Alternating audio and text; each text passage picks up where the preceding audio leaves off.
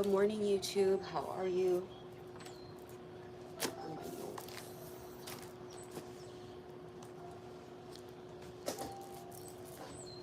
Let me give the live a couple seconds to marinate. So you know how it is. Gotta get the live notification.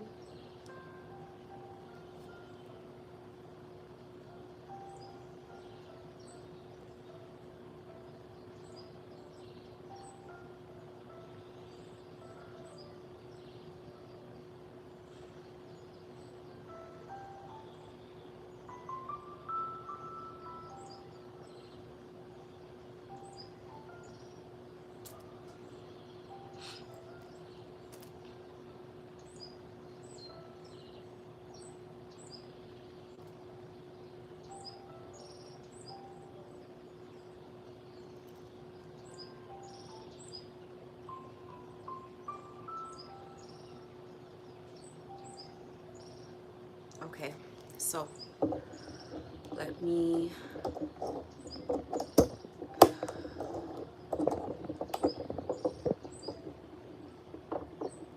So yesterday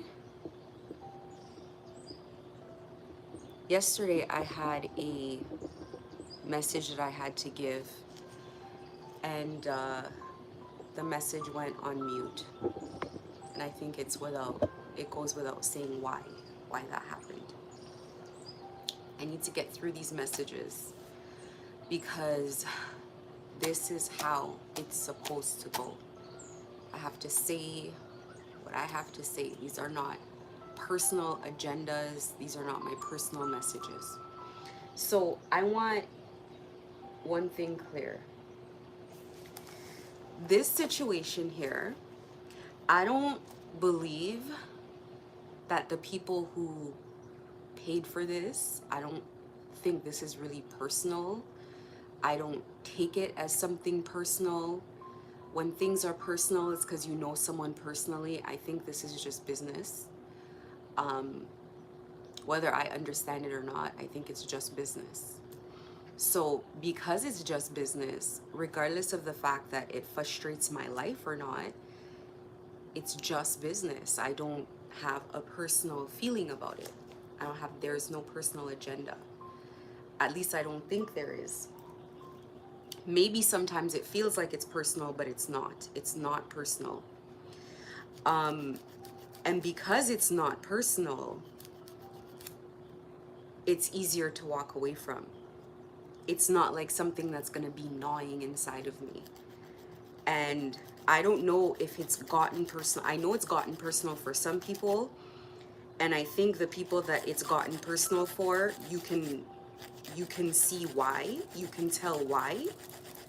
But I think for everybody else who doesn't have to be personally involved in the situation, like doesn't have like a bone to pick type of energy, I think the level-headed people need to take a hold of this situation and bring this situation to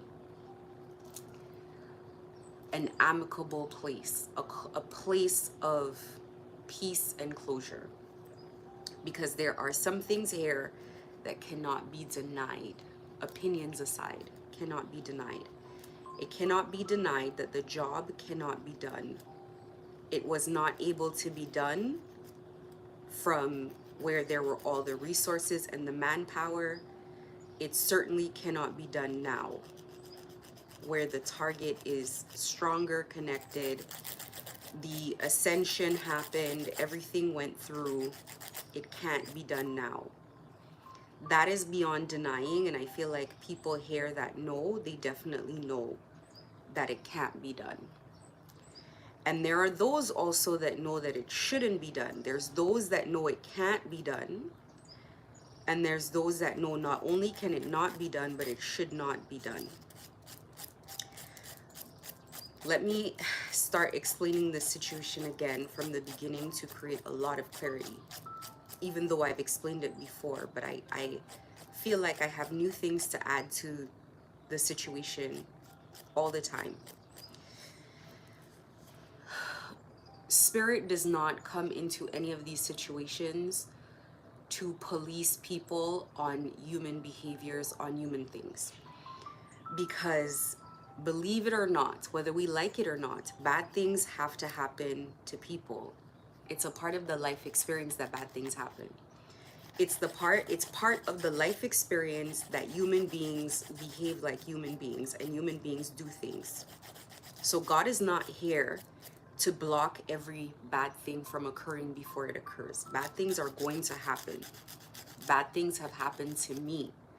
And what God has said is, please have strength in your fight. God didn't say I'm going to block them from happening to you. God said have strength and have faith. So they have been very clear. We don't come here to solve human problems. Human beings have human experiences to solve human problems. What spirit comes here for is to stop spiritual problems. Not your run-of-the-mill spiritual problems, because there's practitioners, they're doing spiritual work every day. And God does not step in to stop their work. They let their work go through. And there are some people who've gained power in spiritual work, doing dark work for a long time. God does not step through or step in to block every time somebody decides that they're going to do something wrong. God steps in to block situations where spirits enter and the situation can become out of control. So one thing that is very obvious here, in my perspective, and I don't know for everybody, is that there is a spirit at work here that is very dangerous. It looks very cute, but it's dangerous. It looks harmless, but it's dangerous. And the reason that it's so dangerous, even though it's not necessarily a high-ranking spirit, the reason that it's so dangerous is because it attaches to the darkest nature, to your dark nature. It attaches to whatever's already there. So remember I talked about prayers need hooks to work. This is whether it's spell work, whether you're a Christian, whether whoever you are. If I pray every day and I say, I'm going to use weight loss. God, please help me lose weight. And I don't give God a single thing. I do a spell. I'm not even going to say I pray for it. I do a spell, right? I light a candle and I say, I want to lose weight. And then as soon as I'm done, I'm in the fridge. I'm eating junk food. I'm not working out. I lay around all day. I'm not giving anything to bless. If I at least give one thing, like I just say, I light a candle, I pray, and I just say, I want to lose weight. And with that candle that I lit, I just start working out. I don't work out very hard, but I just consistently show up every day and I work out. I will lose a lot of weight because I've added, if I had to do weight loss by myself, I would have to do the necessary amount of weight loss, but weight loss with the prayer. With the prayer, it's going to have more. It's going to have more of an impact because I've prayed about it and I'm also adding a hook. When you talk about, let's say, as there's an entity at play, and this entity is, it feeds off of your lower nature. It feeds off of what is already in you. Not just what's in one person, what's in human beings in general, okay? It feeds on your potential to have even bad behaviors, right? This energy comes in and it starts with places where it can find hooks because it's easier. When you're in, people who are in a high vibration, who commit to high vibration, who commit to going in prayer, because you can spend parts of your day where the day's difficult, but it doesn't get a time to manifest because you're always going into prayer. You're always meditating. You're always asking God for more. You're always doing more.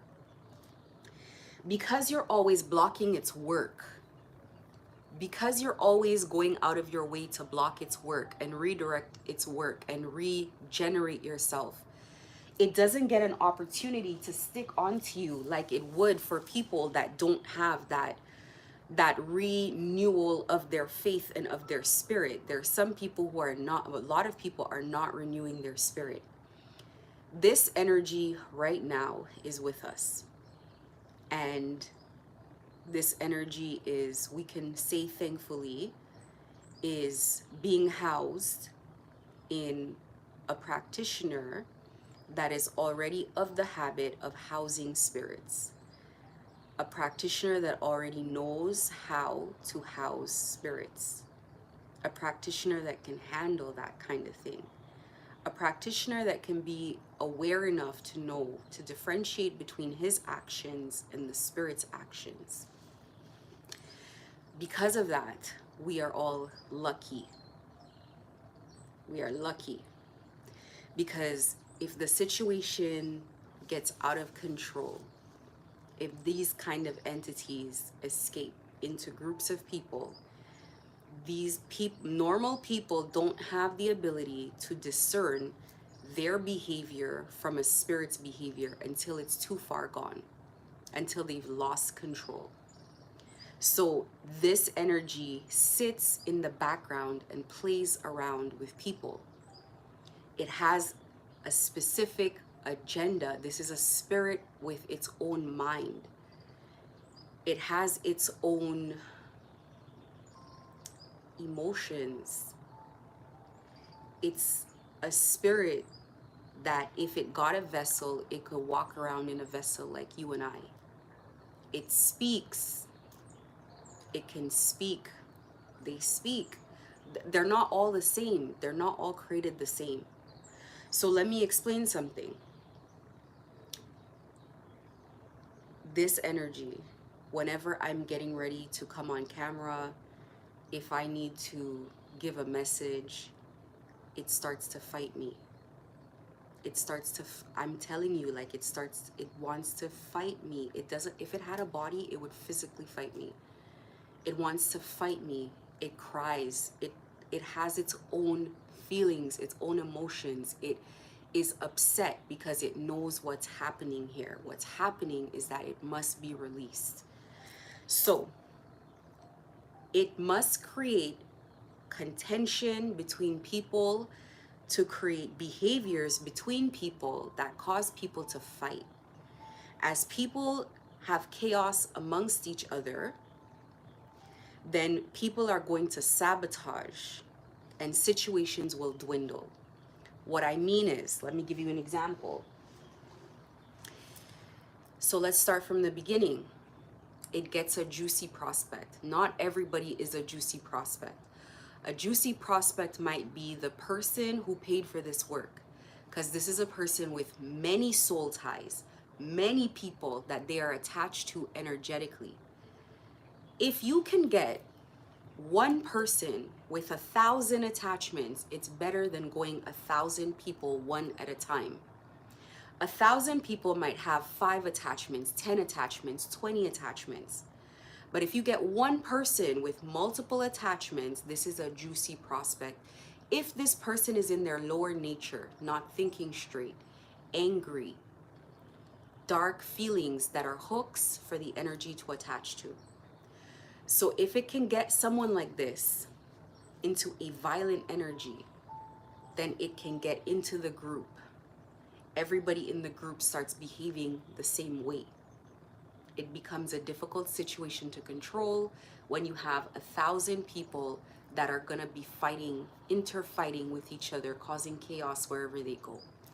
It becomes hard to control. If you can get a hold of the single person who has all of these attachments, you can contain the problem if you can help the person release the spirit. The strongest bond that you can make is a blood pact. Blood by blood. So when we give offerings and we kill something, we give blood, we shed blood. The Bible has a, not the Bible, the Christians have a song that says, "Wash me in the blood of the Lamb, that I might be whiter than snow." Because blood bonds are the tightest bonds you can have. There are people here in this city that have been doing spell work with their own blood. Now, Haitians that do a lot of black magic, one Haitian practitioner says, we don't encourage doing work with blood because it makes the spirits very hungry. It makes them very greedy. It makes them very aggressive. My perception of blood magic, I'm not even bounded by blood to my parents. Okay? My perception of blood magic is it's magic where there is no way out of it. That's my perception of it. So as strong as you can be, you cannot release a blood bond, a blood pact. I don't know whose suggestion it was to bind by blood to this thing. This is, you don't, not to demons, especially. So these bonds are especially difficult to break. Not difficult. I'm going to be honest. You can't get out of it because you've made an agreement on a soul level. So the people here have learned that they made a mistake. They are in agreement that they made a mistake. Not because they've told me that. These people will not talk to me. I don't have a way of reaching these people. I don't have an email or a phone number. I can feel the energy. They've known for a while. But they are trapped between the energy that they are binded to, and they're trapped between the person who paid for the work. So they are trapped, they're cornered. Every time they do something, their karma is immediate. Same day, next day, right away. Once you come into a spiritual divine contract, once you're in a divine contract, your karma is immediate because you don't come here to pay karma. You don't come here to make more karma. You're not allowed to collect karma like normal people. Me, as the same day, the same hour, the same time that I do something I'm not supposed to, spirit comes immediately. You need to undo that thing that you did. We don't want to do that. The same time, if I want to not listen, I will get immediate karma. The same way our prayers are heard immediately, the karma is immediate. So these people have been facing immediate karma every time. They cannot be forced to do this work. This work will kill them. They cannot do it. They are in, look at the situation. There is an entity by blood pact, on a practitioner with soul ties. It will not let go. Because the cloak he's in looks like, the cloak he's in, the contract he took to the universe looks like he's a manifestation of God. It will never let go. That blood, even if the bloodline was in there, it would not let go. They are hungry for this kind of light, this kind of energy. So he's bounded to this thing, and then he is cornered with money that he took, work that he has to get done. So he cannot get out of it. He cannot get out of it. If it cannot create conflict between myself and him, so if God tells me to put the conflict down, then it will create conflict with the person who paid and him. When that person puts it down, because that person will have to put it down, I'm telling you, when that person puts it down, it will create conflict between him and someone else, and him and someone else, and him and someone else. It will not stop. What this energy wants to do is to hurry up and get this guy out of here quickly before he is saved. I know that every time I pray and a specific prayer is made, it attacks me in the prayer. During the prayer, it attacks. Because It doesn't want any resolution to these situations. So it attacks meditations. And in the meditation, God is saying to me, be patient with these people because they feel trapped. Now, it would be in their best interest for the meditation to happen so that I can hear reason, because they provoke me every day. I get scared to go online and look at the things that I'm working on because I know I'm going to get provoked. I know I'm going to get pissed off. It's moving their hand to do this stuff, and they feel nervous to not do the work because they are afraid. They're afraid of retribution, and they're panicked all the time. Before I come on here, I feel panic. Before I come on here, I feel the energy. They start shaking, sweating, nervous, anxiety, heaviness. They start reacting. This is going to lead, this is the energy of self-sabotage. That's how self-sabotage feels. When you react out of emotion, it doesn't matter even the emotion. Quick reactions, whether you're so in love, you react right away. You're so happy, you react right away. You're so in a good mood, you react right away. Even if these are positive emotions, the Spitfire reaction will lead to making decisions that haven't been thought through. It's impulsive. I went somewhere, I was feeling good, I was in a good mood, so I bought all of this stuff. It's still not a good result, even if it was a good mood. So imagine what happens when you react impulsively out of fear and anxiety. These are people who've gone through their karma already, so they've learned the lesson. They've experienced what it feels like to be their victims. It's done, and God wants to know if they've learned their lesson, why are they not stopping? Because they feel trapped. And because of their trap, they keep doing things that they know for a fact is gonna come, so they're bracing for it to come back. And I know for a fact that they're sitting and they're very careful about what they throw. They don't want to throw death magic. They don't want to throw anything that they cannot handle anymore. It's logical. It comes back in real time. So you can see them in the spirit fighting for energy just to stay awake, fighting for energy just to get strength, because it comes back real time. Whatever they tried to do to stop me comes back. So all of these blockages, it doesn't just come back to them, it comes back to the payer. The person who's paid for the work can see the now, that the work is here. Now, I have to address this about the person who's paid for the work, because I need to bring clarity to everybody, because there's a lack of communication here. Even if people communicate with you, they're not going to tell you fully what's going on. This is how human beings are. People always, we have three faces: the face we show the public, the face that's, behind, and our true self. Give me a second, I'll be back.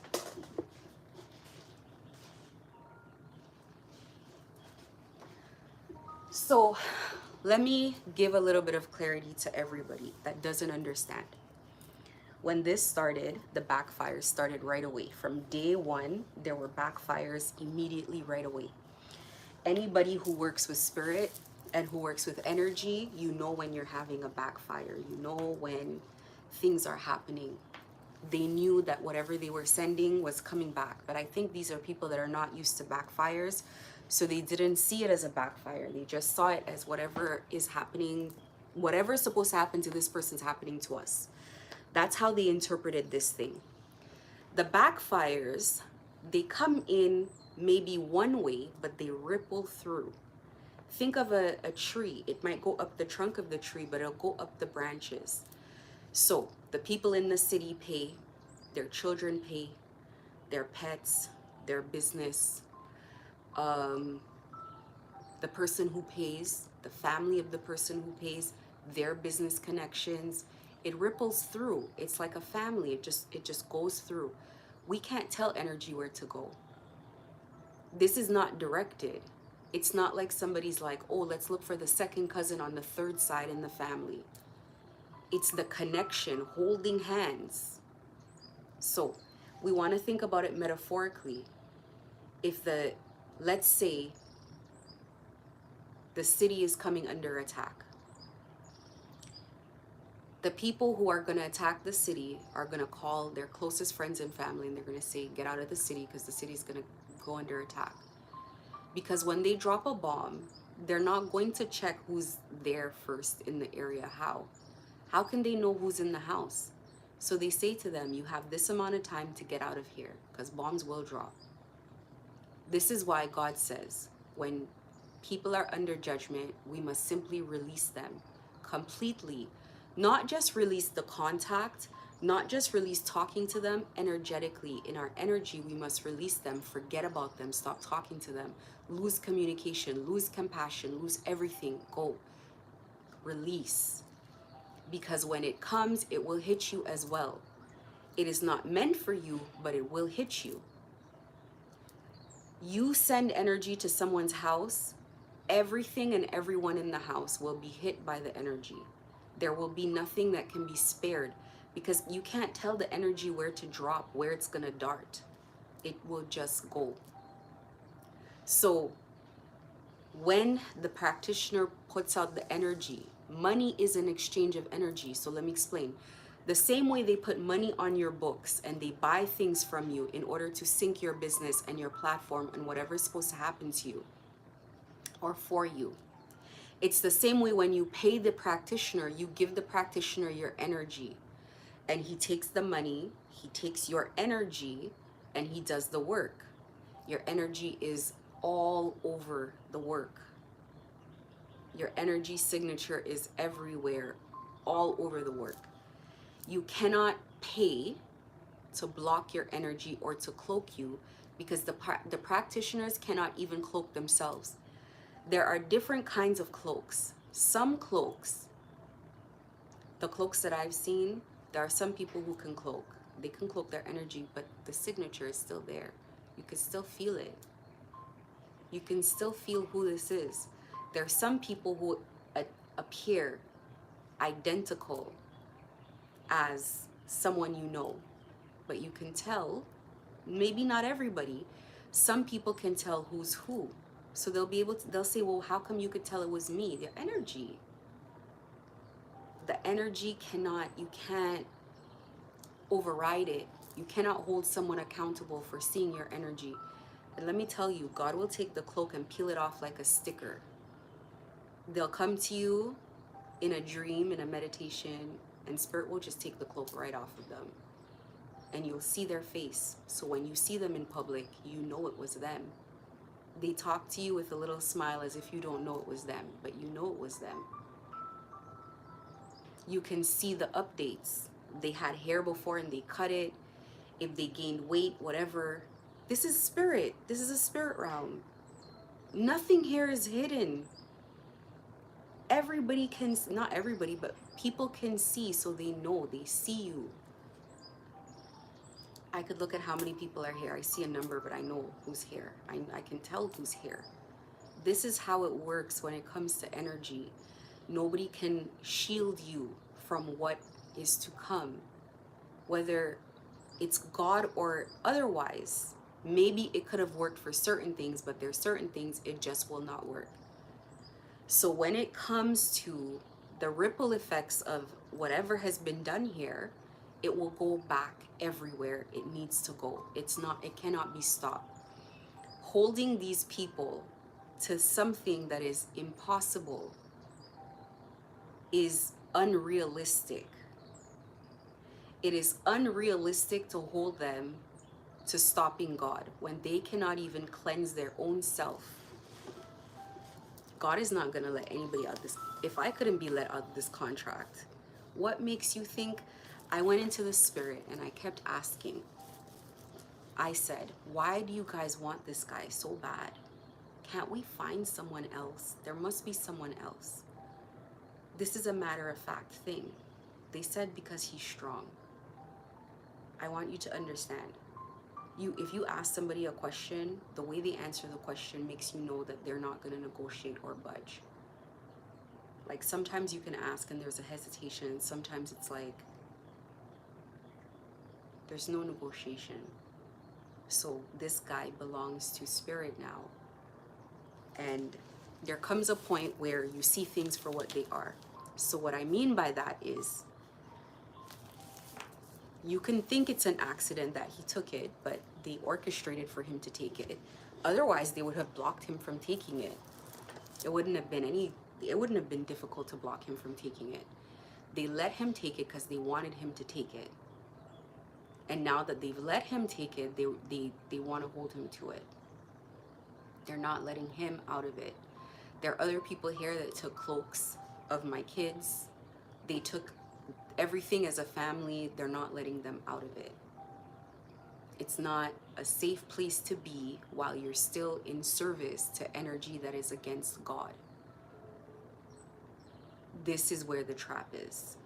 They must be released from this. You guys have to take your hands from the city because the signs are already with you. They don't know that, but you know that. I know that. You already see it.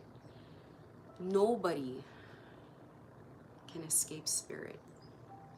Nobody. None of us. When it comes to that point where you see it in real time, that you really have to do what God says, or else when you see it like that, other people don't see it because they have room, they have wiggle room. And as the clock runs out on us, as the clock runs out on all of us, we start seeing that God is very serious. We don't have a choice. So these people think that the people who paid them are more impulsive than these people are. I have to explain it so that people understand. This is my means of communication with everybody. The people who pay for this work do not get to positions of power by being impulsive. People who contract practitioners and they have these big organizations are not impulsive people. They're not stupid people. They are not people who just rush and make decisions because they're having an emotion. They're people who understand, they think things through because they operate. Leadership requires you to operate out of strategy. People like this work the opposite way. They think of something that they want, what they want to achieve, and then they think, how do we get it achieved? The way they go about achieving it has nothing to do with how they really feel, and they're able to put their feelings aside to gain, because this is a business. When you're in a business, what is going to make you profit? What is going to lose you money? What is going to gain you influence? What is going to gain you power? This is where the interest is. The interest is not about ego. The interest is not about things of that nature. This is maybe the practitioners, they feel like their ego because they need to be known as powerful people that can get things done. People who are in business for money don't even care to show their face. They don't want the fame. They don't want any of the attention. They want it done quietly. They want effective work and they want to go.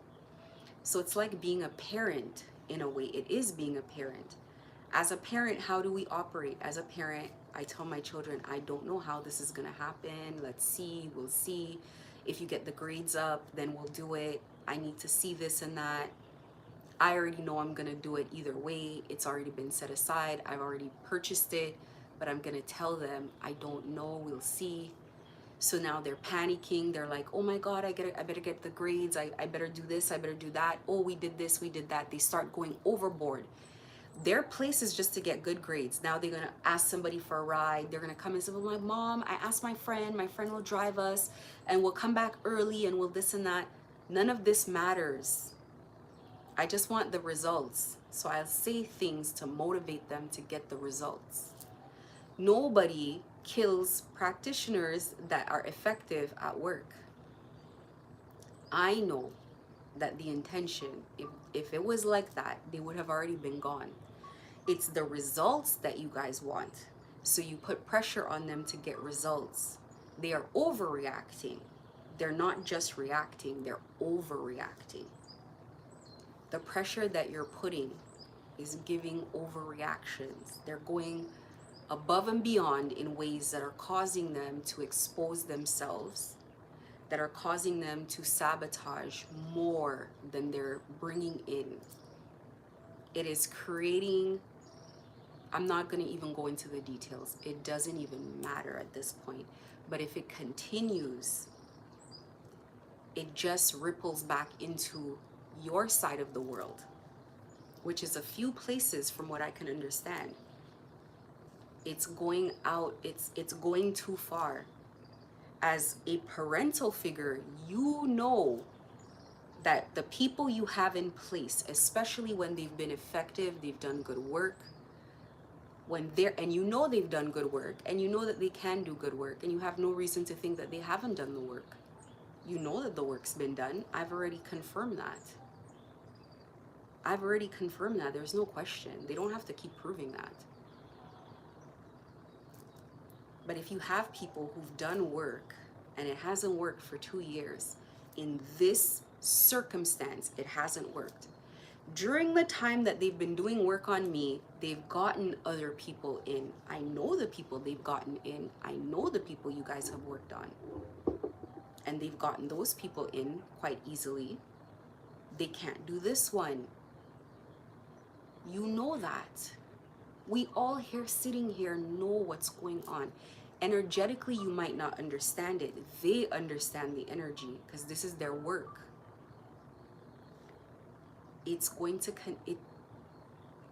continue to get worse and worse every day.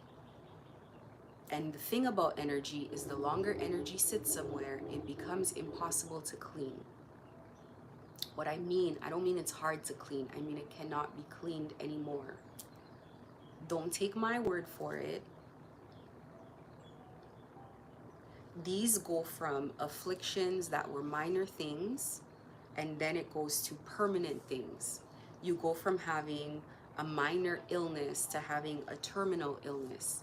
You go from having a terminal illness to having something that's going to take you out very quickly. And then it just continues to snowball and get bigger and bigger and bigger. So when I come here and I tell you, let it go, I really mean for your own sake. Everybody has to let it go, including myself. No more energy can be created here anymore. It's gone too far. No more. They cannot work any more spell work. They cannot be forced to astral project out of energy that is depleted. You don't understand that it takes of your energy spiritually to do this work. It takes of your life force. It depletes you. They cannot be forced to do any of this stuff. They must stop.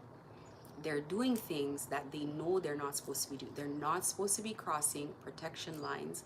They have that, all of that knowledge and all of that evidence. And therefore, they feel forced to do it still. Because everything is not just a reaction, it's an overreaction.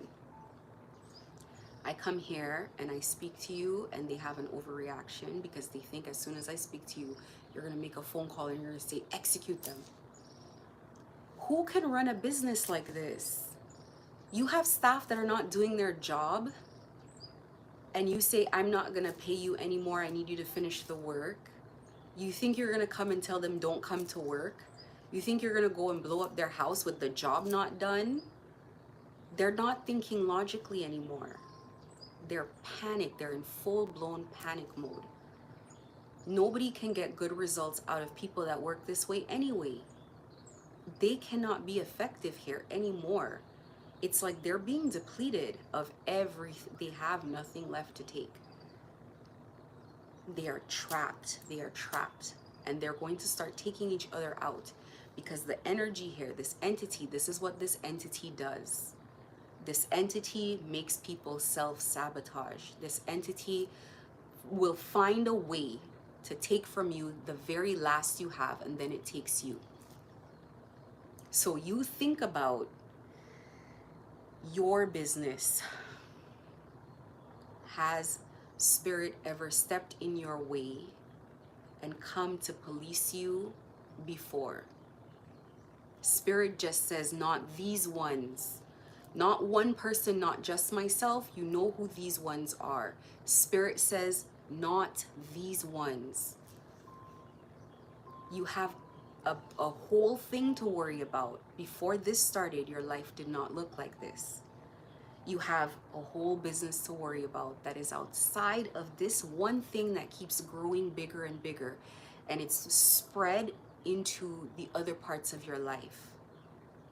And you must contain this energy.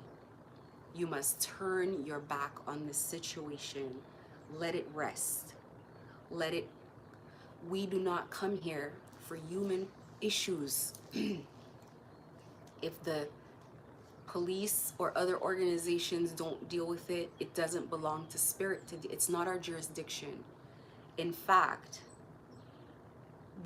if people come into cooperation to work with you, that belongs to you and those people.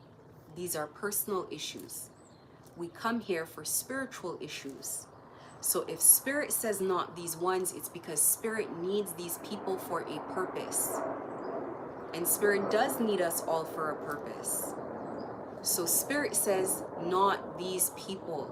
These people need to be left alone so we can do work on these people.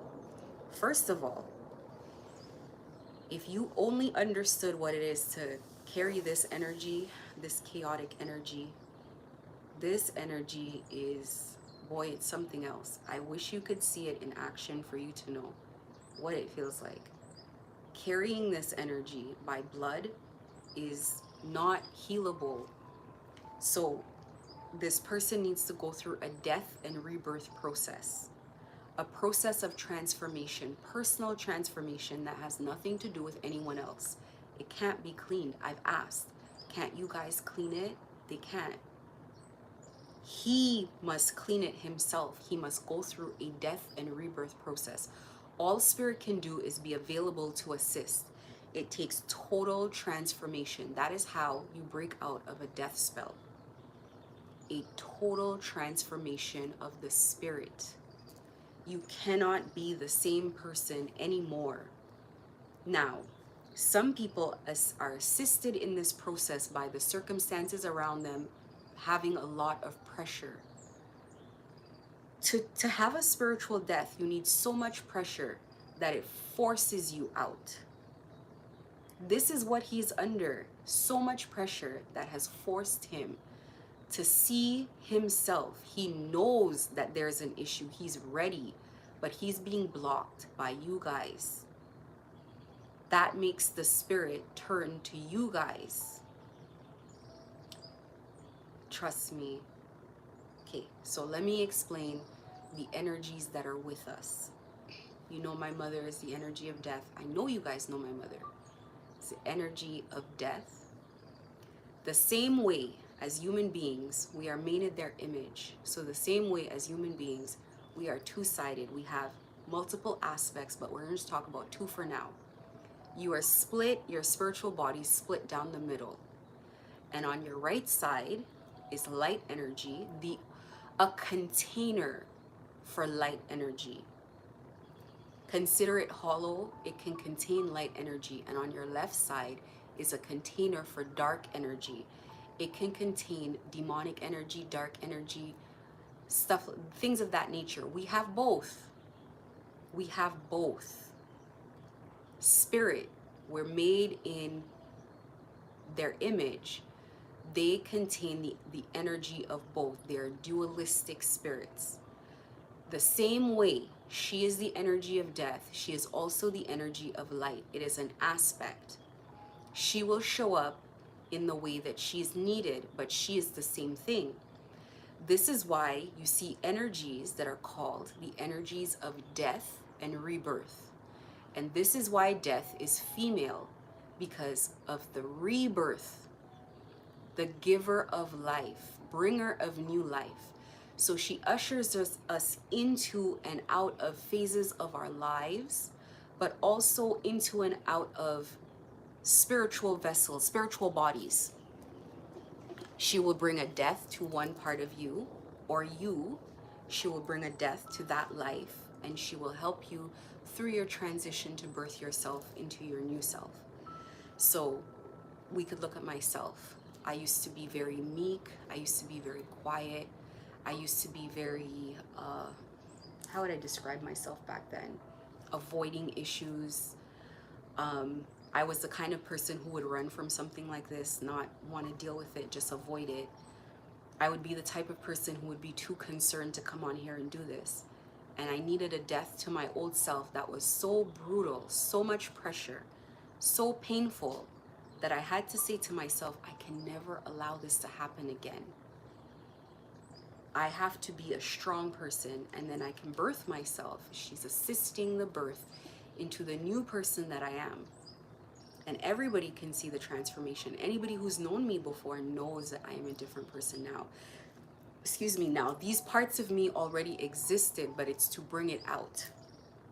Because we are dualistic in nature. This always existed in me. I just didn't want to acknowledge this part of me.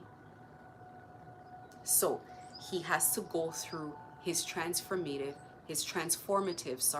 process. He has to go through it.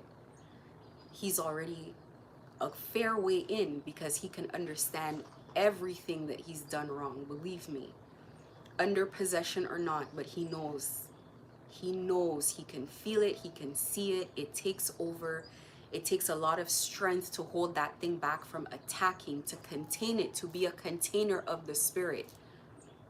If you've ever possessed spirit, spirit comes through and wants to do things. And sometimes you stop spirit, you brace, you hold it back. If you just let spirits go, you will see them doing whatever they want, having their way.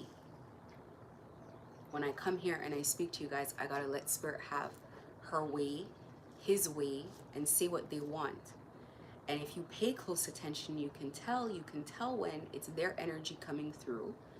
It's very angry sometimes. It's very forceful. It's not energy that can be contained because of the way it takes over. He is in the same situation, but this energy doesn't have any decency, any class. A classy energy is not even going to ride you all day. It's not even all week. It comes when it needs, it leaves, it lets you live your life. You don't have to fight it. This energy will sit there all day, all night. This energy will take over. This energy, in the middle of trying to help him, fights the hardest. Because it wants this thing to hurry up and be torn to shreds. It wants everybody to fight. It wants the energy of violence. Because if you enact violence, spirit is going to have to come in. And it's going to play out. It should not be playing out. It should be being put to rest. You want to go forward with what you have to do. You don't want to be involved when spirit gets involved. Now, people in Toronto who never believed in spirit, magic, or anything, they're convinced. Because you can see when energy that is. You can tell. Because these energies just block. They block. They don't have to fight you. You think they have to fight you. You think they have to make you sick. They don't do any of that. They'll just do things like completely block you. Blockages that make no sense whatsoever. Blockages. They'll do things like blocking all kinds of things. And the worst thing, the worst place you want to get to when they block money. They don't have to block your networks or your influence. They'll just block your money. Once your money gets blocked, you start paying more attention. You start thinking, what's going on here? Too much energy manipulation.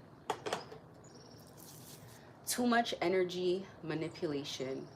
Nobody's allowed to create any more energy here anymore. It needs to be left alone. It needs to be left alone. I'm not saying this because you guys following me or any of it. Like, we're so beyond that. If spirit wanted to stop that, like, the people here are paying karma for these things, eh?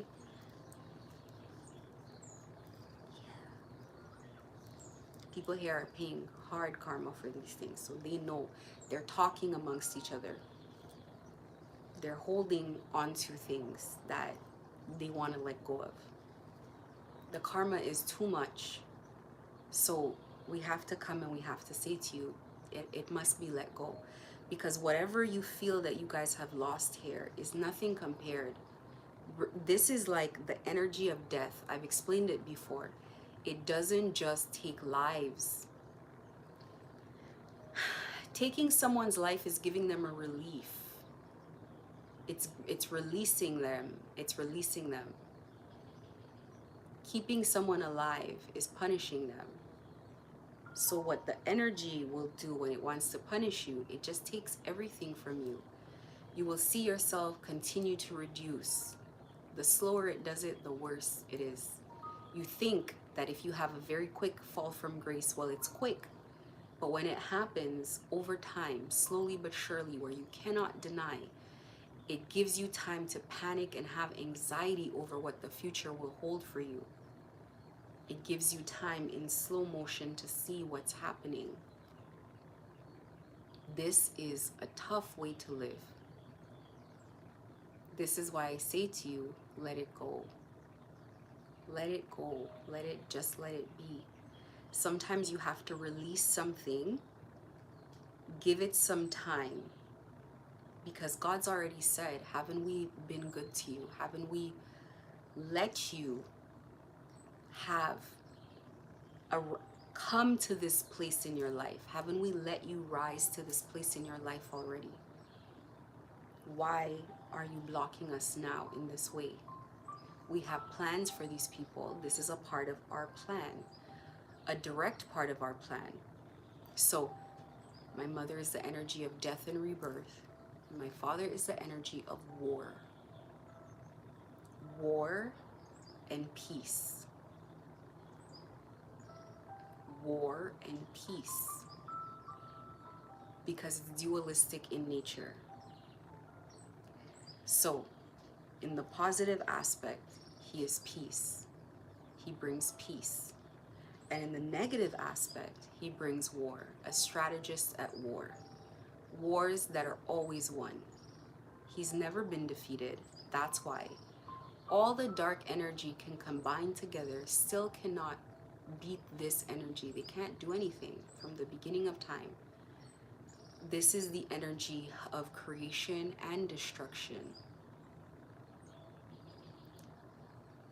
Together, they are the energy of creation and destruction. It's the energy of life itself. It is the universe itself. That's why it's described that way. These are strategists at war. This is not the energy that you want to challenge. It's not the energy that you want to offend. You know what to do to appease energy. You know what to do to get pardons. I don't have to tell you. No one has to tell me. When I've not even just offended, when I have, without knowing, made a mistake, I rush up and I go and say sorry. I take offerings. I make it right. I come back humble, whether I like them or not, whether I agree or not. I come back humbly to make it right, to continue to beg days after, to bring peace back to the relationship. You must bring peace back to this relationship between you and God. It doesn't matter if you believe in God or not. You don't have to believe in something to show respect. When I go to other countries, we do tours and they bring us to a temple. I leave an offering at the temple. Whether or not this is my God, it's respect to come in this space.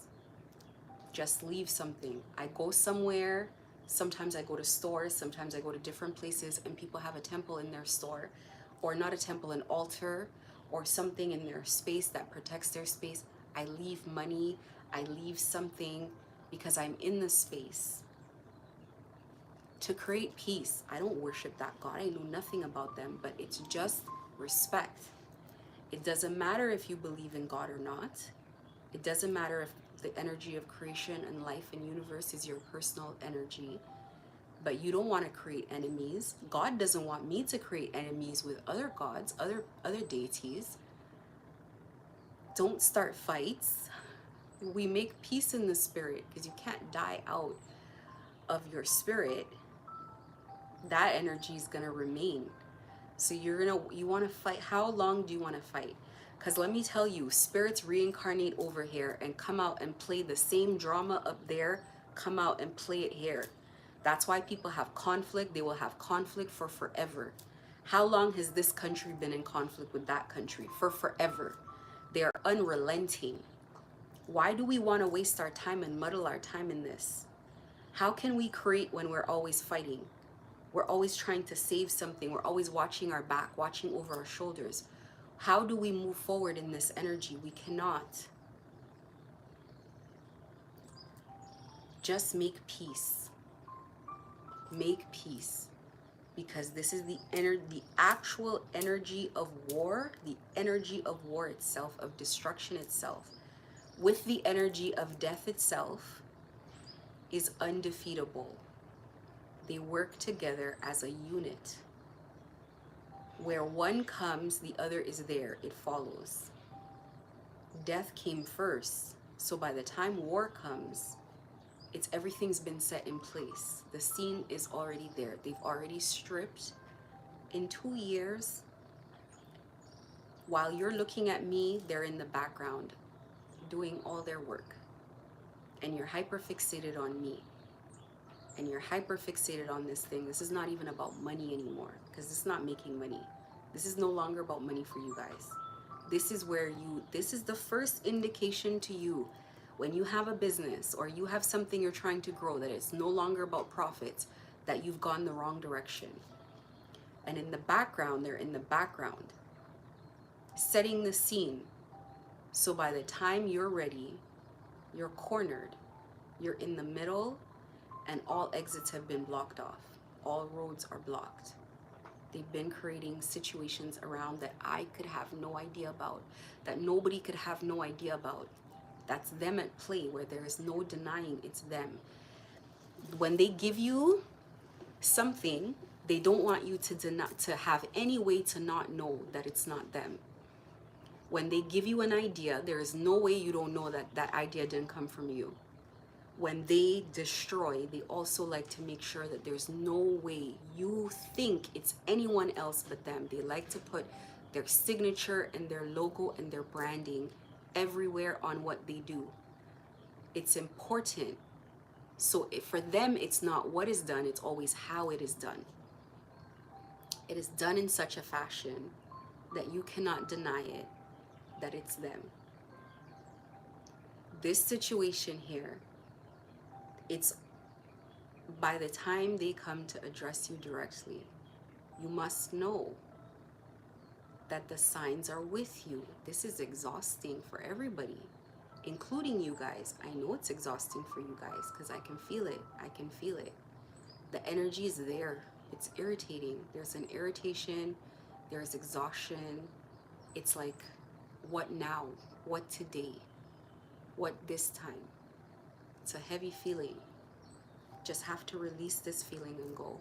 You can't hold on to energy that is stagnant, fights that don't move, energy that's not cycling, it's not refreshing, it's not renewing. You gotta take your hands off of Toronto for a little bit.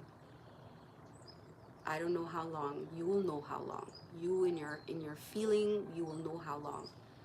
You must take your eyes off of the city and let God finish whatever has to be done here. Whatever people have to be dealt with, just leave it alone. Let it heal, let it purge itself. You have to say something to your people. You have to let them know where it's clear.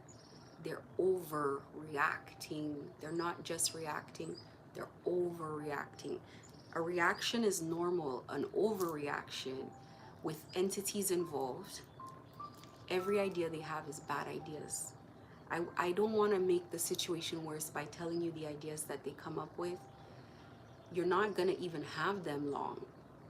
They're going to put themselves in jail. It might not be for the gang stalking thing. It'll be for something else. Trust me. They're out of good ideas. There's no more good ideas. So all the ideas are bad ideas. And now I have to save them from their ideas. I have to save them from, I have to block them from their ideas. You can't let these people act. You can't take your eyes off of them spiritually for 2 seconds. Because they're going to do something. And Spirit's telling me to be patient with them. It's hard to be patient after fighting so long. I need you guys to understand that. It's hard to be patient after fighting for so long. It's hard to be patient with anybody here after this long. I've been patient the whole time. Spirit's telling me just hold on, be patient, talk to them. They feel trapped. Everybody feels a little bit like they have to. You don't have to do anything. No one has to do anything. All everybody has to do is sit on their hands and just let Spirit do what Spirit wants to do. They're going to do it anyway. By the time Spirit says we come in peace, we're prepared for war, the Spirit's at war with you already. So you must just release and don't do anything. Tell your people to back off of these people and stop putting pressure on them. Just leave it alone so they can stop doing things that put everybody at jeopardy. So people can stop losing things. We're not even taught, you guys, not even money. Money's not the concern. It's worse, way worse than that, far worse than that. If I could give you a vision of what Spirit shows me, you would see what I'm telling you. It is worse than money that's lost on a job that couldn't be done. It's worse than that. You have other ways of making money. The money is small income. It's nothing to you guys. But the energy to remain here, it's gonna soak in. It's gonna soak in. It has been soaking in. So just, you gotta lift your hands off of it. How can I even get across to these people if they feel like their life is trapped? I can't. There's nothing that I can. How do I even reach people like this? If I come on here and I talk to them directly, they panic because they think that you're gonna think that we're working together. Now, why would I, if we're working together, why would I have to come here on camera? Why wouldn't I do it in quiet? Why wouldn't I quietly do it? Why would I come on here like this? I have no other choice. If I cannot address them, because they're gonna panic. So I can't get messages to them. I have to go like this way. Everything here that I have to do is hard. And these people need instructions on these contracts that they have, and they're not letting them out of the contract. Spirit's not gonna let you out of something they want you for. Because Spirit thinks these people can handle these contracts. That's why they're here. These people don't want these contracts anymore. Because these contracts are not fun. You think, oh, you're gonna get all this money out of it. They're light on details. They don't give you details. They don't want it anymore. They're trying to cleanse these contracts. They're trying to cleanse it. I'll tell you a little bit about mine. I tried to get out of mine too. As a matter of fact, I used to pray against mine in the beginning. I was like, I hope this person doesn't do this. I hope people don't. I hope this happens. Grudgingly in the background, I used to try to pray against the contract, like hope people would fail so that I wouldn't have to walk through it, because I already understood what it was going to take. And every time, listen, these are contracts. When you get your assignment, your stomach drops. You're sitting there like, oh my God, this can't be it, because your assignment feels like bad news. It's not the gift that you thought it was. Well, it's a gift in a way. You're serving Spirit, but it's hard work. And when I go and I complain in the Spirit about how hard my job is, they say to me, if it were easy, we'd get someone else to do it. Do you know what that feels like? I only get the hard assignments.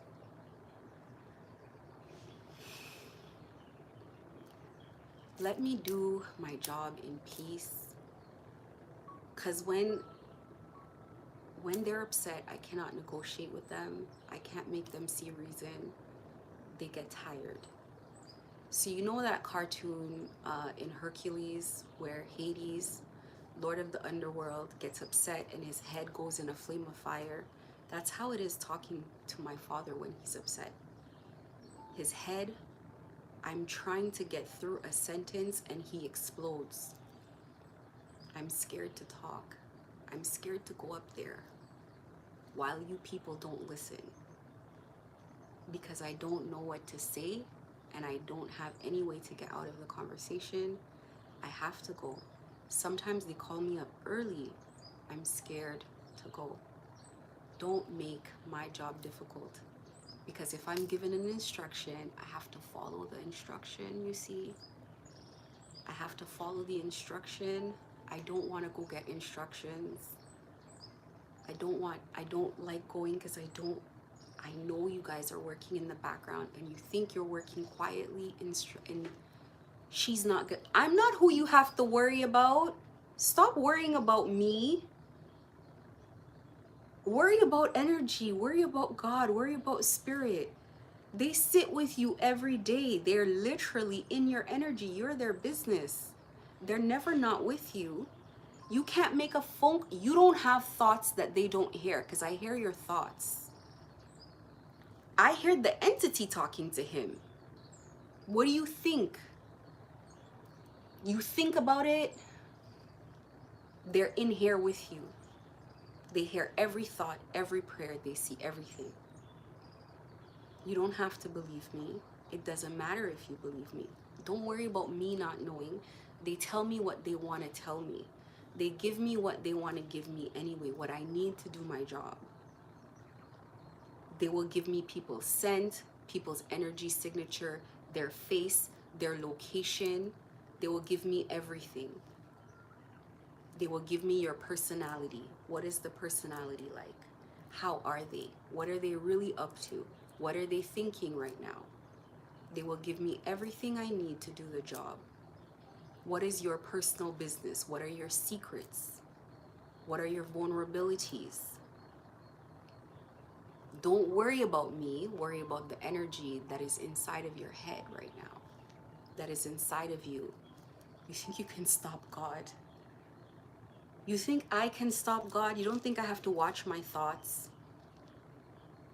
God responds to my thoughts, will intercede in my thoughts. No.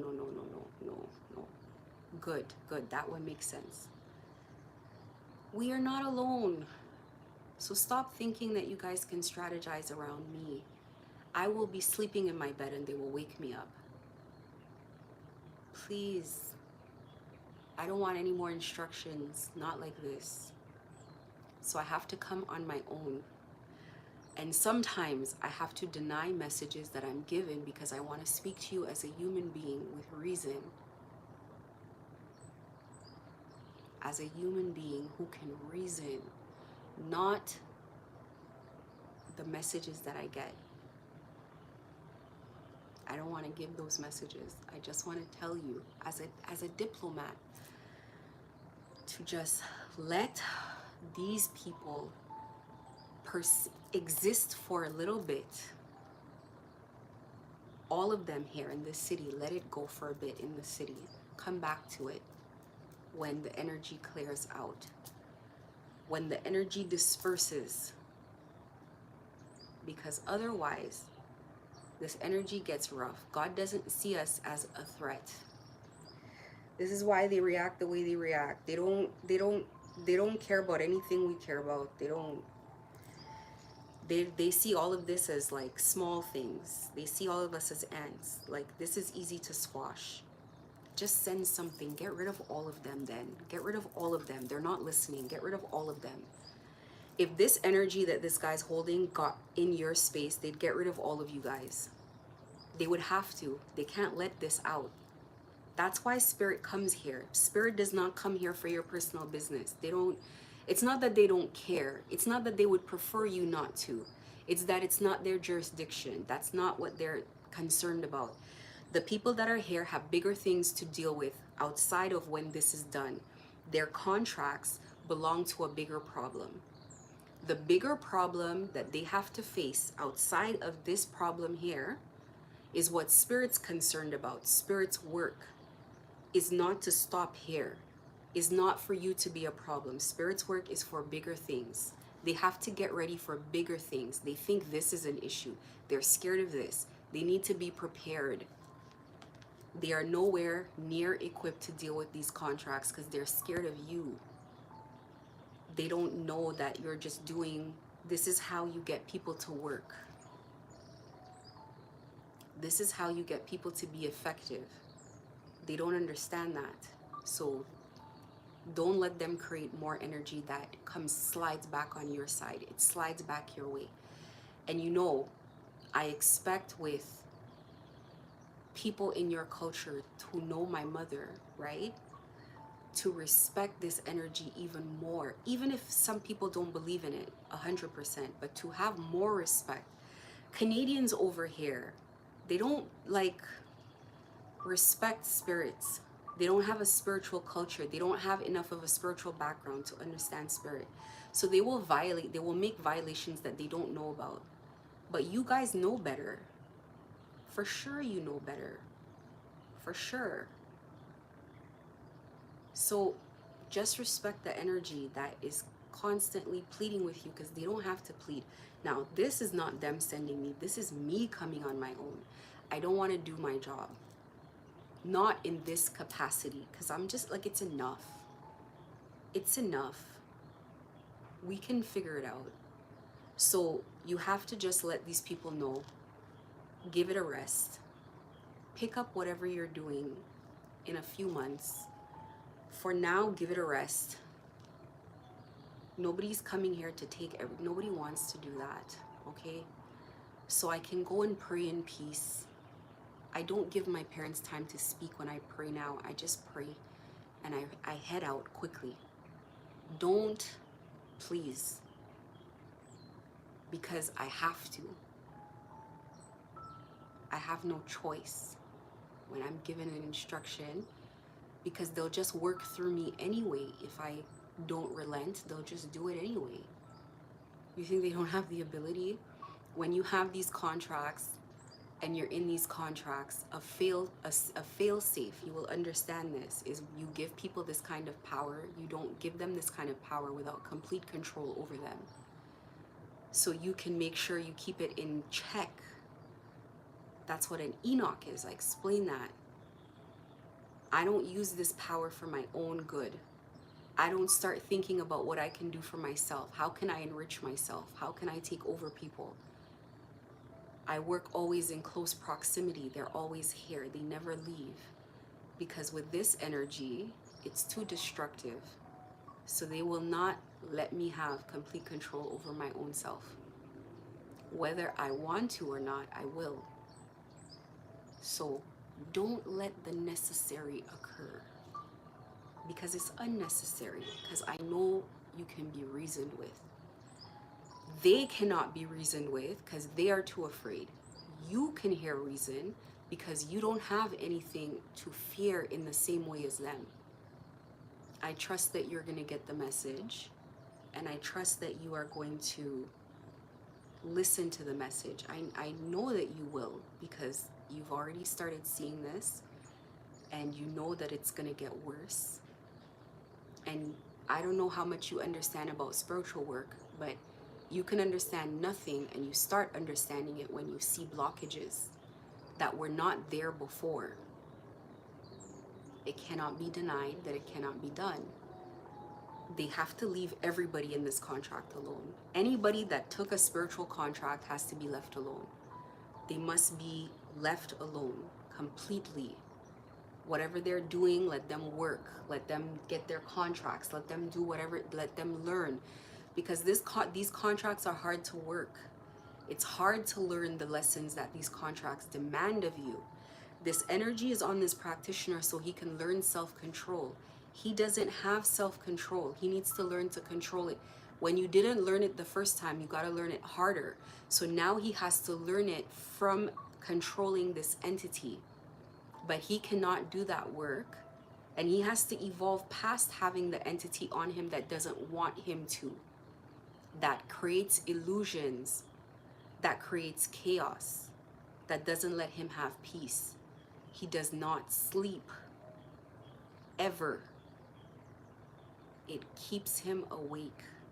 It doesn't want any energy but the energy that will cause chaos to him. It won't let him siphon energy from other people. It's very specific what it wants, and what it wants will destroy him. It's not about caring about him. It's about it getting out. And it's about the soul contracts that are on him. Soul ties that he took on your behalf. These are your people. You have to care about it. It's not, you can't, you have to.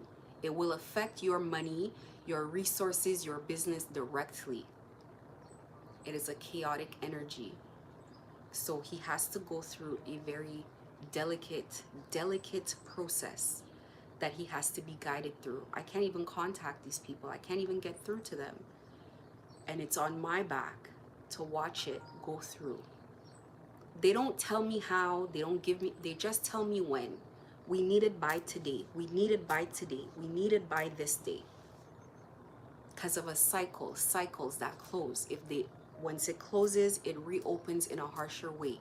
If they're having trouble in this cycle, they are not going to make another cycle because they can barely handle this cycle. They can barely handle what they're going through now. I don't have confidence that they're strong enough that this reopens in a harsher way. And I have to panic every time these people get a bad idea. It's bad ideas. It's work that if it were to come out, you wouldn't be happy. You wouldn't be happy with the way it's done. So you have no choice, really. You have no choice. You just have to remove your hand from this. These people cannot work anymore. They can't do this work. So I don't want to give you advice on how to run your business. It's none of my business. But what I can say is this here, we have to stop this now. Now. This is too much. It's 2 years now. Can't deny it. And it's going to show up in your doorstep and you're at the brink. You're literally at the edge. And the truth that I don't want to say to you is that you too have to go through a transformation. I don't want to say that, but this is what I'm being pushed to say. You too have to go through a total transformation. Because when the energy of death is here, it's here to deplete. It's here to end things, You guys have to break out of these spiritual bodies through total I've said it once before, and I feel the need to say it again. I feel very urged to say it. I've been holding it back. You too have to go through a total you have to look at yourself. You have to look at everything. And the energy is just going to continue until it does what it wanted to do. So I'm here to just help people. I'm going to read my notes quickly because these are what we call downloads. They're very these are spirit's words, not my words. That's why I have to write them very quickly. How to break a death spell. This is done directly through self-mastery. These things, they're different words people use. People use words like curse because that's how it feels. Something, an energy that you cannot clean. Give me a second.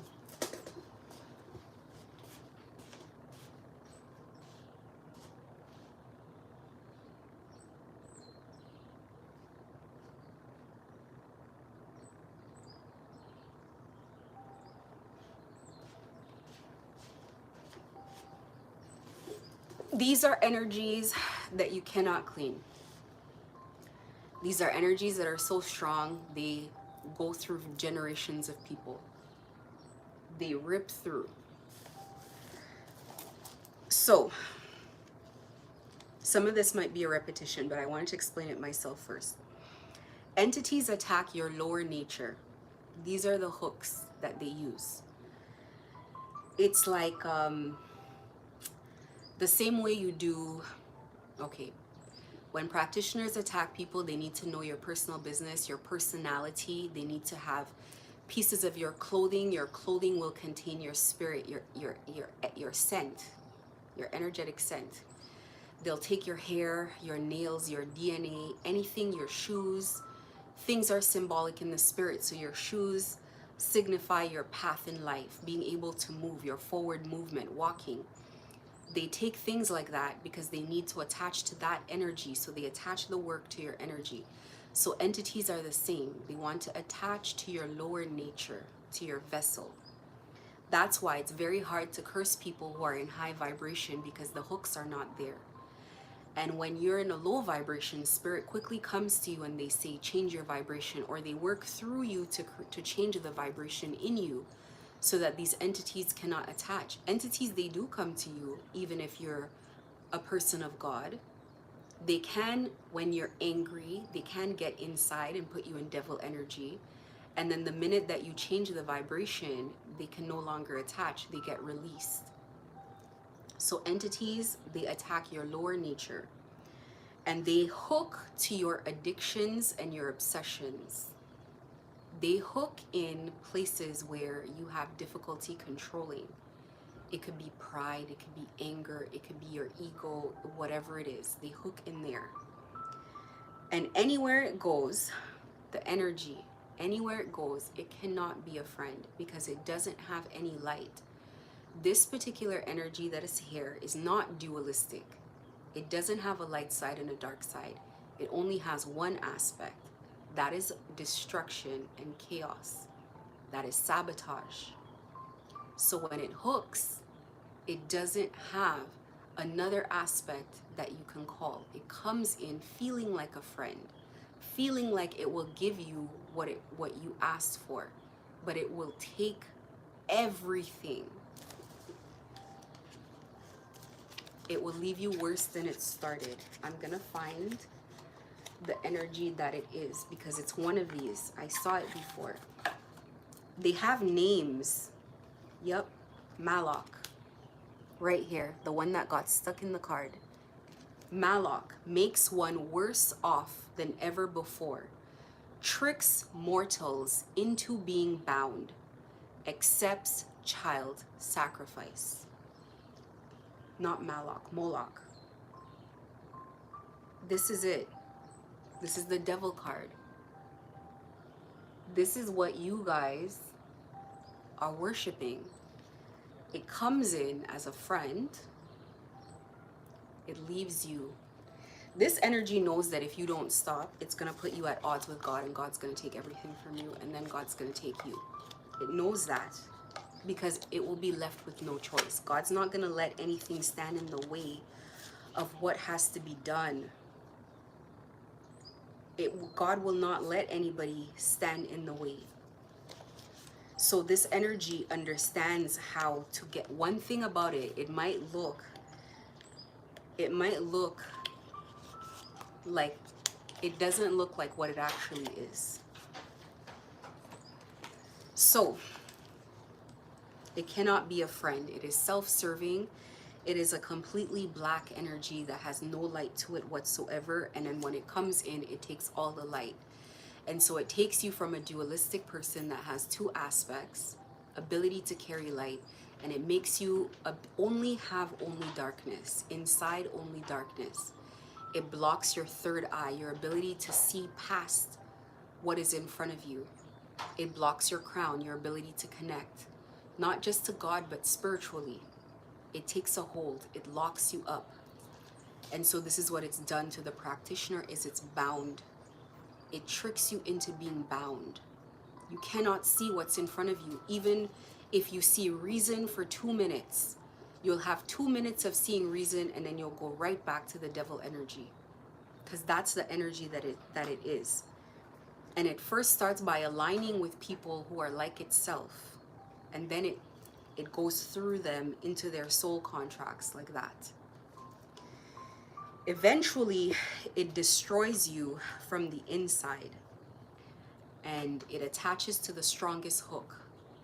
So if you have whatever your strongest hook is, it attaches to that, and that is where it just takes a hold and it will not stop. Trust me, dealing with this situation here is one thing after the other thing. I panic all the time. I wake up before it is even 9 a.m. These people have the worst idea known to man, and I have to scramble. Skip everything, skip the prayer, skip the meditation, handle the situation quickly. These people are, you're gonna wake up and they're gonna be in the news. They're gonna be in the news, okay? Do you know how much stuff they have in their background? Please. It will take you back with it. That's what it wants.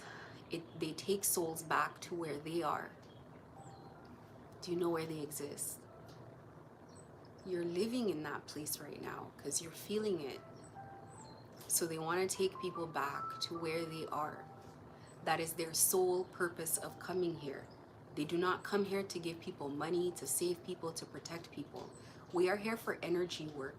It's the energies that we are here to break up. Everyone will suffer that holds hands with these energies. It's not just the practitioner. It's just not who paid for it. It's everybody. Everybody here has to suffer. You know how many hours I spend deliberating what course of action to take, because I have to think about it first from what hooks do other people have and where is it going to attach.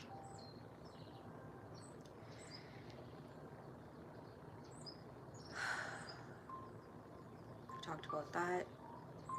We are past finger pointing. Who cares who did what?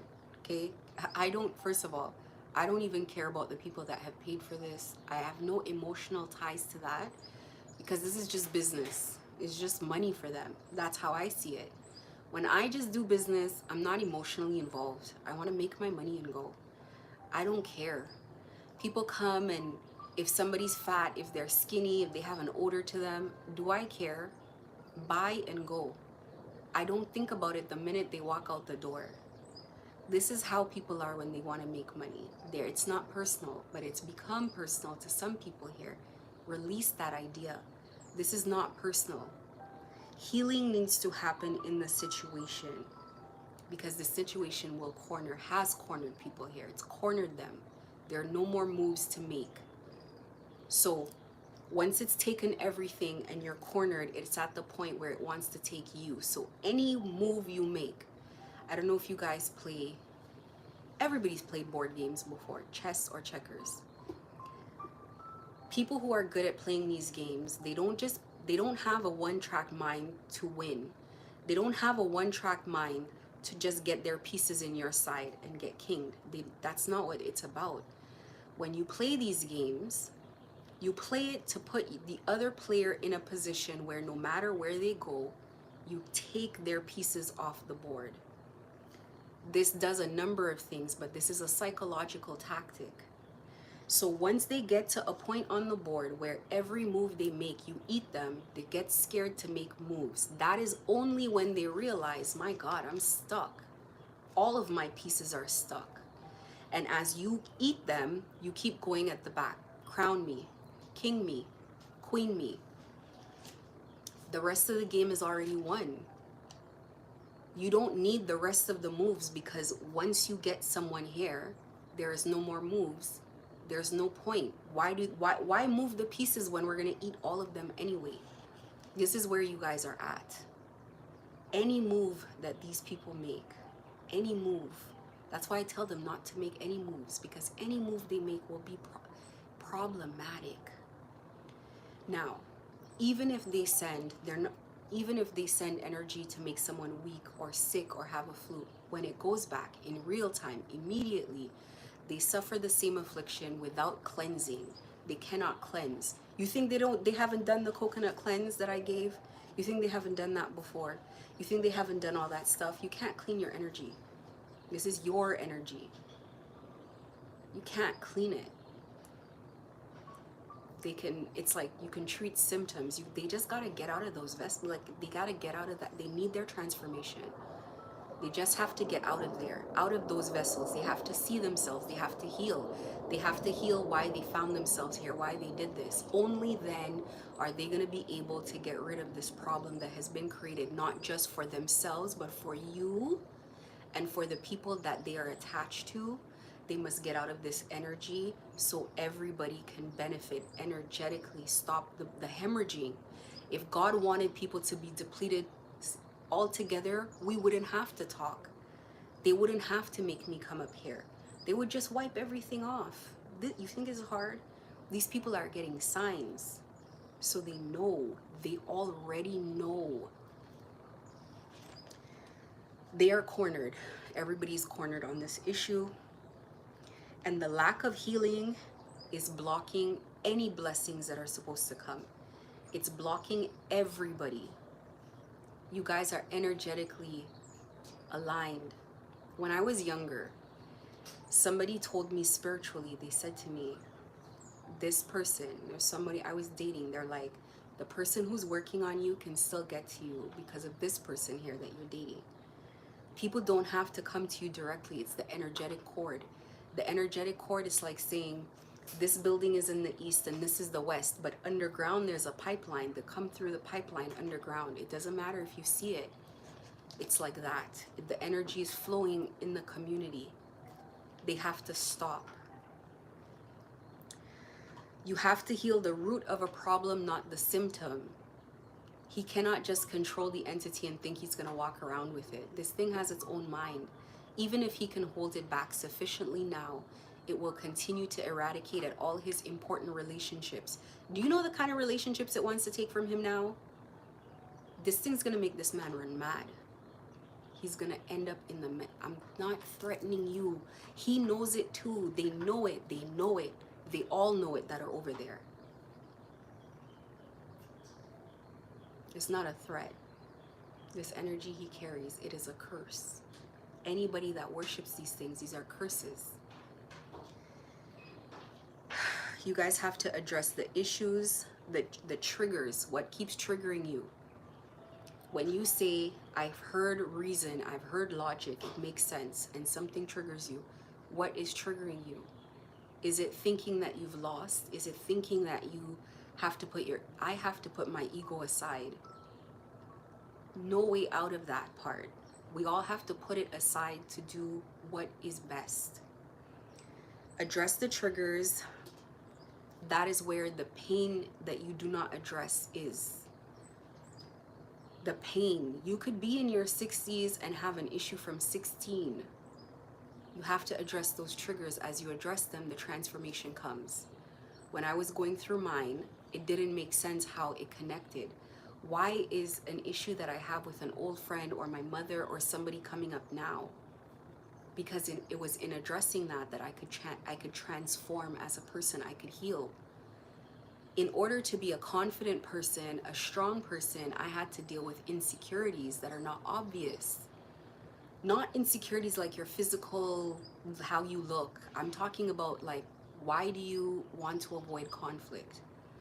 So you're going to have to deal with things like, why do you feel that you have to be so strong? Why do you feel like you have to be this or that? What happened? This is how transformation happens. You need a recognition that you cannot go back to your old life. They need it. You need it also. I just don't want to give that message yet because I feel like this is a lot. It's a lot to absorb all at once. It's very hard to tell somebody they can't go back to their old life. This is why I give these messages like this, because I know that. Because when I was going through it, imagine God telling me you can't have your stores, you can't have your house, you can't have your friends, you can't have your family, you can't have any of it. Imagine God, if God said that to me, do you think the transformation would have happened? I would have been like, no. I would have panicked. I've worked so hard. I've built all of this. This is my life. This is everything that makes me me. But that is what stepping into your North Node, stepping into your destiny, that is what it's about. So if you also carry one of the contracts or then you also have no choice. You would be of service. I just have feelings about this, that there are people that got soul contracts, and if you got one and there's no healing, I can't even heal people in these contracts that come to me. So that means it must be done themselves. Total transformation is how you break it. Building the new is the scary part, and you tell me about it, because I got to build myself up from a totally new path. I have to learn everything from scratch. It is tough. I groan about that. All of us here have to choose a new path. Spirit tells us what path we're going on, because this is the path that is destined for us. There is reluctancy to do it, and that is normal. You're reluctant, you don't want to, you don't even want to face this as a reality. It's normal. But if the energy does it for you, it's painful. It's very painful. Take it from me.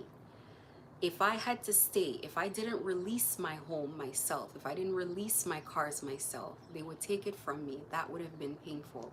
So I had to release it on my own to control the process, to make it less painful. I had to release it.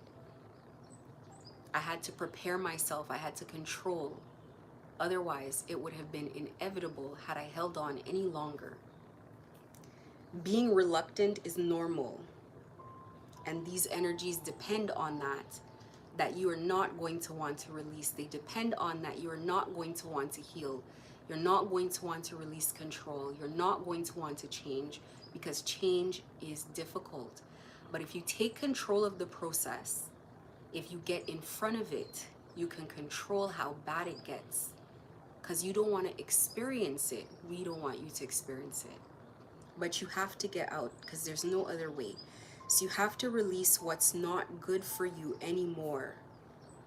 And these prayers that you make for God to save your situation, they need hooks to work. That means you have to remove what this dark entity attaches to. For the people here, they have to release working for you. They have to release the service that they have to you in order for their prayers to even be answered. They have problems outside of you. They have health concerns. They have their own enemies. They have their own stuff that happens that they must release. You want there to be nothing left for these energies to attach to, so it can stop taking from you, so you can stop bleeding. This is how you break the curse. This is how you stop the energy from continuing. Whatever agreements you make with these energies, this is how you stop them from continuing to be able to have the authority to take from you. You stop the behavior and you block it. What I'm saying is this not easy. And I can tell you it's not easy because I had to go through it. I've never had more difficulty in my life than going through this. Trust me. Once the blockages on the spirit side are finished, your path forward becomes unblocked. So the issues that you see in your life are a spiritual blockage. Once you remove the spiritual blockage, it cannot manifest in the flesh. So you have to deal with this in the spirit. You guys made spiritual agreements for sure. You played with energy. Even if you didn't do it yourself, you don't know the means by which practitioners are doing this work, especially when they feel forced, especially when they feel they have no choice. They're just going to get it done to show a result. But the way they're getting it done, it may not be the way you want it done. It's not the way you want it done. So you gotta make reparations with spirit. Yourself, go yourself. We all can go to spirit ourselves. We get up there, we pray, and we say, listen, there's something happening in my life, and I'm not sure exactly what it is, but I know you know. And I'm just ready to get rid of this problem. I know that I offended you.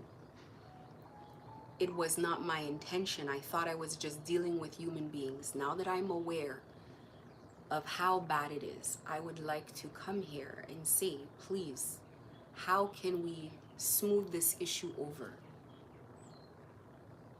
There's no getting out of making it right with spirit, because if you stay away from making it right with spirit, they're going to feel offended. They're going to remain offended. They're going to say, wait a minute, how comes these people don't have respect? Especially my father. Especially my father. It's important.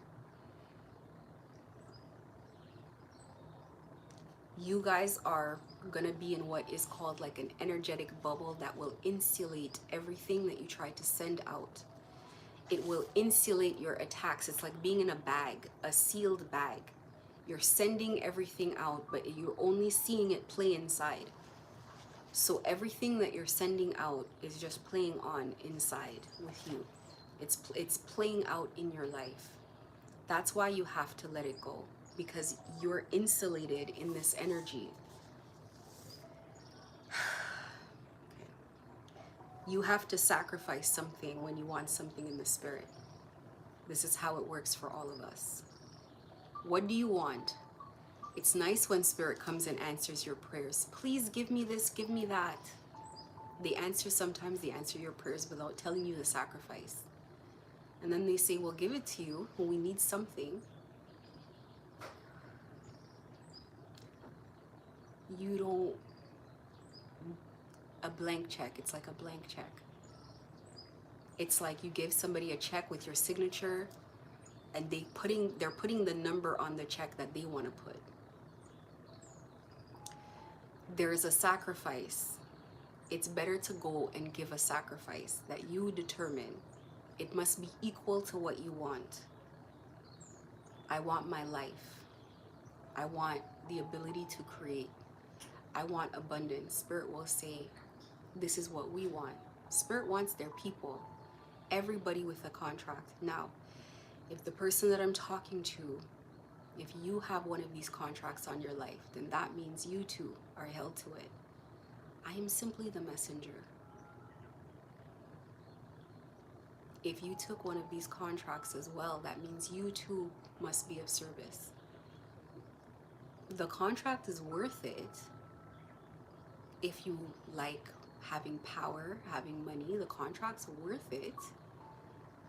But the transition is painful. A painful transition, it's not quick. Whoever took a contract belongs to God now. So you guys know who took the contract. So you guys know who they are. These are the people that you got to get your hands off of. No way out of it. No negotiation out of it. I have gone and tried. So go into spirit with sacrifice. Don't just go and ask for things. People who are greedy or silly go in and they ask for things with nothing in their hand. Go in and say, this is what I offer, and see if it is accepted. Enter more into a negotiation than entering into, they answered your prayer, but now you owe. Because you'll ask them for something and they'll get to work immediately because they know what they want from you. They know what they want. So you're going to ask yourself, what can you sacrifice for mercy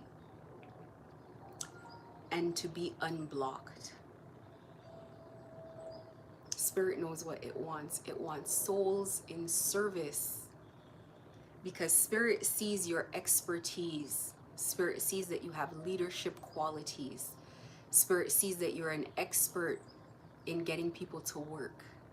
Spirit sees that you have the ability to move mountains, to guide people, to herd people. Then Spirit will say, this is what I like. This is what I want. I'm just telling you up front, because that's what I'm here for. So the information you need, whatever decisions you make are up to you. I just,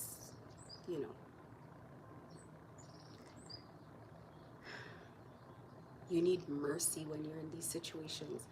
Your situation is the same as mine. Spirit comes when Spirit wants you. Spirit comes to collect you when Spirit knows that you're in a bad situation. Spirit knows that you're cornered. They know that. That's when they come. I'm just being upfront with you. You know that's how you work.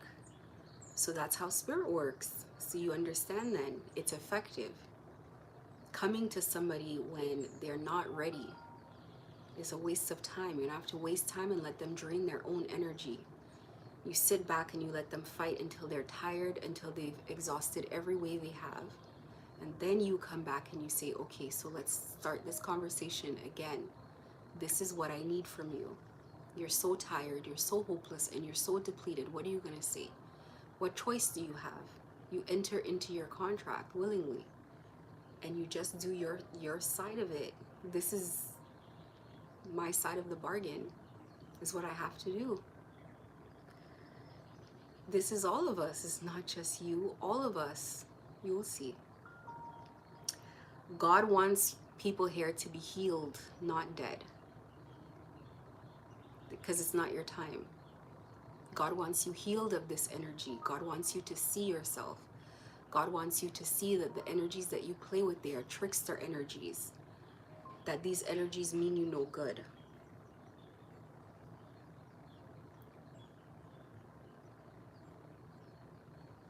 Consider how to get to safety, and consider that there is no shield stronger than God. Consider that nothing can make this situation work now that has not worked. It just simply hasn't worked because it cannot work. If you don't pray to this energy, this is how it's spelled: Moloch, Moloch. In the tarot card, this represents the devil, so this is the energy of binding, soul bindings. If you don't pray to this directly, then somebody in this energy prays to this. A lot of secret societies, it's Moloch, Baal, Beelzebub, Baphomet. These are the energies that they pray to. But this here, it's so funny, this got trapped in the deck. When I pulled it, I pulled everything out. This was the last one. It's exactly what I was looking for. Makes one worse off than ever before, and takes mortals into being bound. You know what? I'm being guided also to take a look at.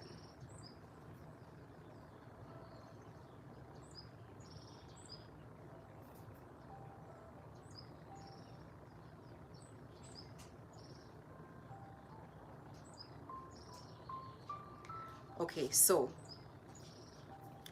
Moloch is a Canaanite deity associated in biblical sources with the practice of child sacrifice. The name derives from combining the consonants of the Hebrew melech, which is king, with the vowels of boshet, which is shame. The latter often being used in the Old Testament as a variant name for the popular god Baal. It's like all the same energy. He is described as a horrid king besmeared with blood of human sacrifice and parents' tears, and leads the procession of rebel angels. Later, Moloch is the first speaker at the Council of Hell and advocates for open war against heaven.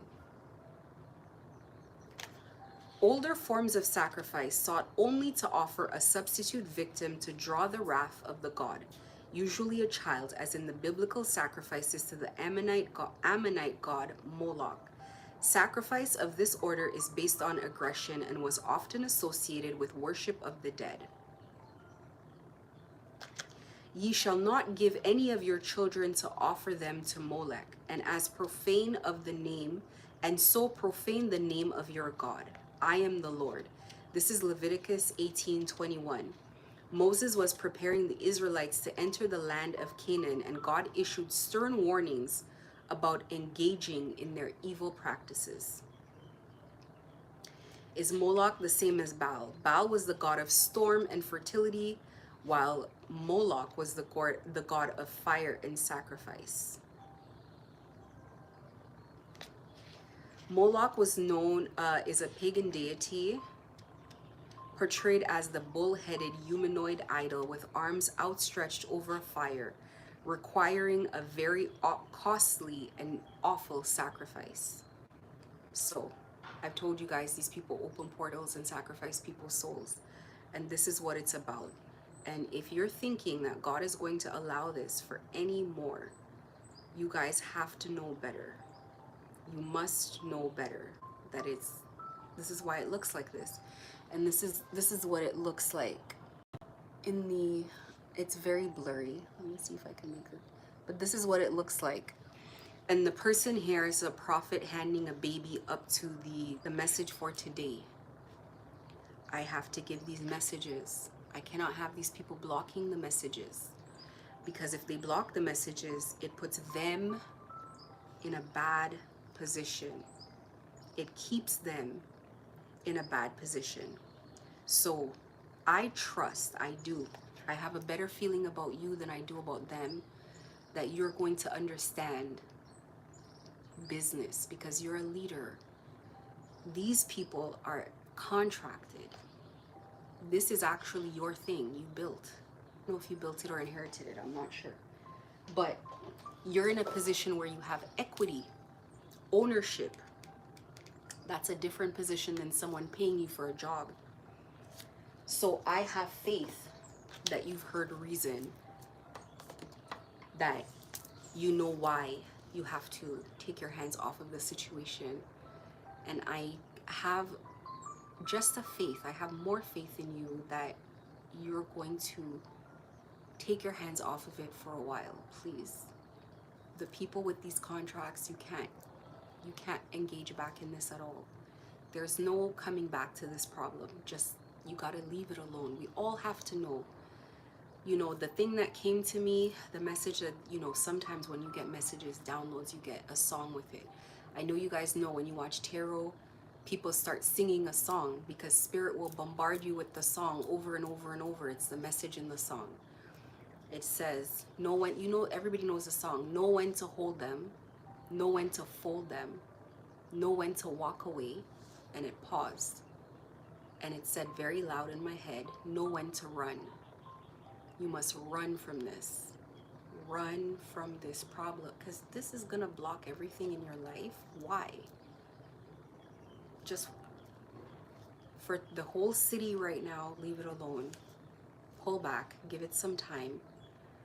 When Spirit's back is turned to this, when the energy is calm, when they have no more need to be involved in your personal affairs, and they don't have eyes on you.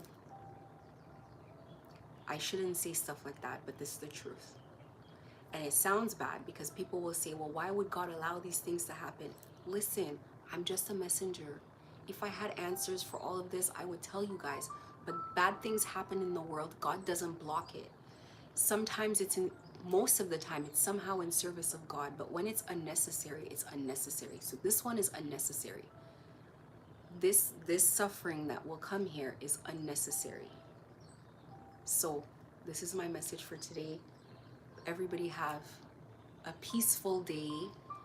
And again, let us not get involved in whatever God is doing in everybody's life. Let us just be peaceful about everything. Have a good day.